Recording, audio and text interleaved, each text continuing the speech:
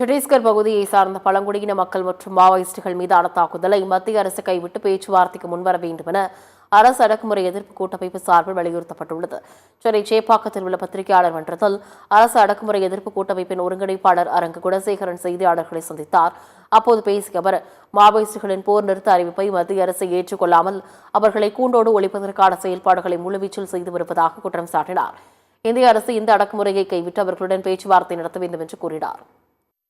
மாவோயிஸ்டுகள் இல்லாத இந்தியாவை உருவாக்குவோம் என்று சூளுரைத்து சத்தீஸ்கர் பழங்குடி மக்களையும் அவர்களுடைய வளங்களுக்காக,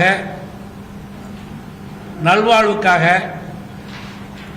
கனிம வளங்களுக்காக பாதுகாப்பு அரணாக சத்தீஸ்கர் மக்களுடைய மக்களாக நின்று கொண்டிருக்கிற மாவோயிஸ்டுகள் மீதும் கொலைவெறி தாக்குதல்களை தொடுத்திருக்கிறார்கள். கடந்த ஓராண்டாகவே மாவோயிஸ்டுகள் ஒரு சார்பாக